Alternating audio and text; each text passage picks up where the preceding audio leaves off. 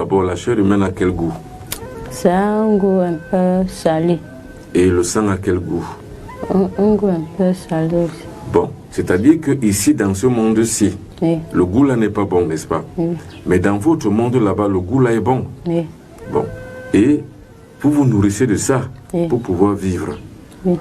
Bon, maintenant, dis-moi, les gens que vous tuez, vous les mangez immédiatement ou alors vous mangez leur corps dans l'invisible? Vous les mangez comment? On mange invisible. D'accord. Par exemple, je prends un exemple. Vous tuez quelqu'un, Oui.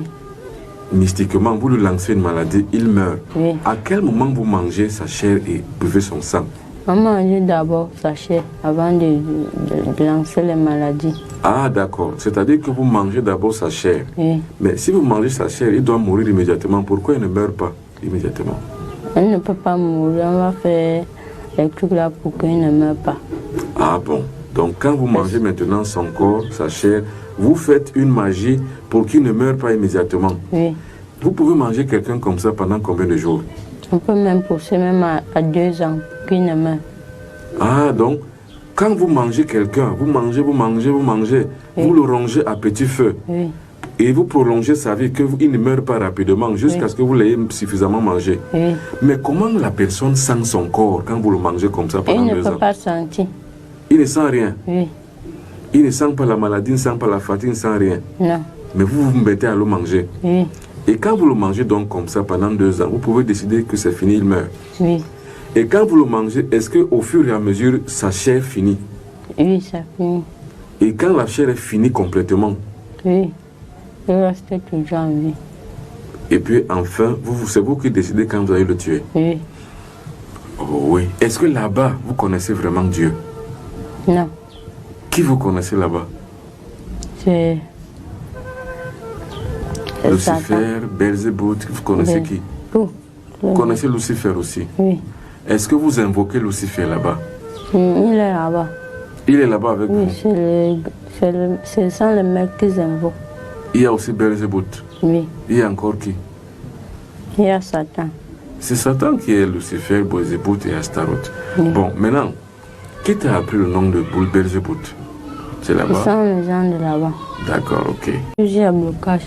Et la personne dont on demande de bloquer, ce n'est pas seulement une seule personne. Bon, alors, essaie de nous dire à quoi sert chacune des clés. Les clés de blocage. Sachez, il y a les cadenas. Oui. On peut te bloquer avec. Oui. Oui. Comment on fait pour te bloquer? On te bloque. Oui. Oui. Là, on va donner un peu la parole au père, parce que le père a été victime de ça.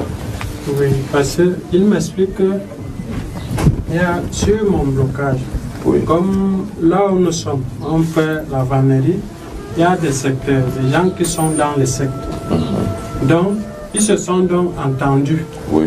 Pour que, il y a les blocages que quand on veut prendre quelqu'un dans le secte, Oui. on bloque ses activités de manière qu'on le récupère. Hein? Il Donc, entre dans les sectes. pour qu'il entre dans les sectes. Bon, il y a encore quel autre blocage? Il y a encore quel autre blocage? Il y a, on peut se bloquer, on peut aussi t'attacher. On peut t'attacher. Oui. Et comment tu fais pour attacher? Par exemple, on peut prendre tes pièces d'argent, on attache. On prend les pièces d'argent, on t'attache. Oui. Bon, là maintenant, tout à l'heure, tu nous as montré qu'on a attaché ton père ici, Oui, dans le pied ici. oui, C'est là où on a attaché ton père. Donc, tous les biens de ton père, c'est là où on les a attachés. oui, Bon, alors maintenant, tu dis qu'il y a des cadenas magiques spéciales. oui. Bon, C'est là-bas. alors ces cadenas sont... Il y avait un cadenas dans ton ventre. Oui, ils ont récupéré. Bon, le cadenas là dans ton ventre, qui avait mis? C'est eux. Et ça servait à quoi le cadenas dans ton ventre? Pour marcher avec. Oui. Je marchais avec. Dans Bon. mon ventre. Et tu utilisais ça comment? Tu bloquais les gens avec ça ou ça te Oui. bloquait toi-même? Ça a bloqué mon père, plutôt mon père.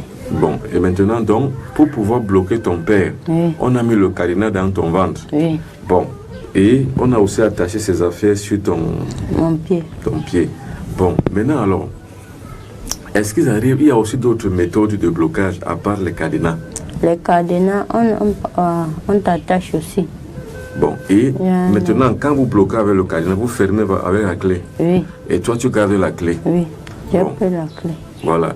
Et maintenant, il y a souvent certaines personnes en marchant dans la route sentent les toiles d'araignée qui les attrapent. Comment vous faites pour que les toiles d'araignée attrapent quelqu'un et prennent et le bloquent? Quand on met les tailles de l'araignée en route, ce n'est pas bon. Oui. C'est pour... Ça attire aussi tes chances. Ah, d'accord. Oui, quand on peut te tangler un piège en route, quand tu traverses ça, ça te prend. Ah, donc, en même temps, les toiles d'araignée que les gens sentent souvent sur leur visage, sur leur corps, quand ils passent en route, c'est soit pour prendre leur chance, Oui, soit aussi pour les bloquer. oui. Et Alors. pour les faire tomber dans les pièges. Et pour les faire tomber dans les pièges. En fait, c'est un piège que vous faites là. Oui, C'est-à-dire, comme l'araignée piège, par exemple, les insectes avec la toile, Oui. c'est comme ça que vous, les sorciers, vous piégez aussi les gens en mettant les toiles en route pour que ces gens-là soient arrêtés au même titre que les insectes sont arrêtés dans une toile d'araignée. quand tu pars là-bas, ça c'est la bandana. Oui, parle fort. Pour Parle quand tu fort. attaches, pour aller tuer les gens, Oui. on te donne Tu attaches ça où? sur ta face. Comment tu fais? Montre. Tu attaches. On te demande d'attacher ça sur la face. Tu attaches. Et ce bandana a le pouvoir. Oui, on met le pouvoir, c'est ça. Et qui met le pouvoir dedans? Et pour que tu sois méchant aussi. Mhm. Oui, Il faut que tu sois méchant. oui, Ah donc, le bandana, c'est non seulement joue sur ta psychologie à pouvoir être un vrai guerrier pour aller tuer, oui, mais aussi ça te permet aussi d'être très courageux. oui, Voilà. Et tu as déjà utilisé ça plusieurs fois ou bien oui, tout le temps. plusieurs fois. Mais est-ce que tout le temps tu n'utilises pas ça? Quand on dit de tuer, tu dois porter, tu dois Ah, attacher. automatiquement, ça fait partie des armes que tu dois porter pour aller faire le mal. Oui.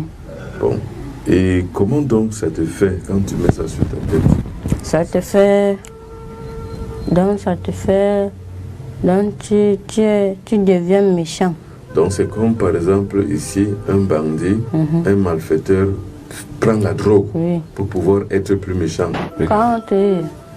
Quand tu pars là-bas, on te demande... on te donne... On vous donne d'abord le jus. Le jus là, ça te donne aussi la force. Et le jus là, c'est quoi? C'est le sang. Le sang humain. Oui. Mhm. Ça te donne la force. Oui. Oui. Quand on te demande d'aller tuer quelqu'un, Oui. ou bien on t'envoie, tu pars. Et on te donne, quand tu reviens, on te donne la chair humaine pour manger. Bon, et Après maintenant, ça, le sang humain donne la force. La chair humaine donne quoi? Ça nourrit. Ça te nourrit. Oui. Bon. Et quand vous mangez la chair humaine, comment comme ça? Dis-nous d'abord, la chair humaine a quel goût? C'est un goût un peu salé. Et le sang a quel goût? Un goût un peu salé aussi. Bon, c'est-à-dire que ici, dans ce monde-ci, Oui. le goût là n'est pas bon, n'est-ce pas? Oui. Mais dans votre monde là-bas, le goût là est bon. Oui. Bon. Et vous vous nourrissez de ça Oui. pour pouvoir vivre. Oui. Bon, maintenant, dis-moi, les gens que vous tuez, vous les mangez immédiatement ou alors vous mangez leur corps dans l'invisible? Vous les mangez comment? On mange invisible. D'accord. Par exemple, je prends un exemple. Vous tuez quelqu'un, Oui. mystiquement, vous lui lancez une maladie, il meurt. Oui. À quel moment vous mangez sa chair et buvez son sang? On mange d'abord sa chair avant de lancer les maladies. Ah, d'accord. C'est-à-dire que vous mangez d'abord sa chair. Oui. Mais si vous mangez sa chair, il doit mourir immédiatement. Pourquoi il ne meurt pas immédiatement? Elle ne peut pas mourir. On va faire les trucs là pour qu'il ne meure pas. Ah bon. Donc quand vous mangez maintenant son corps, sa chair, vous faites une magie pour qu'il ne meure pas immédiatement. Oui.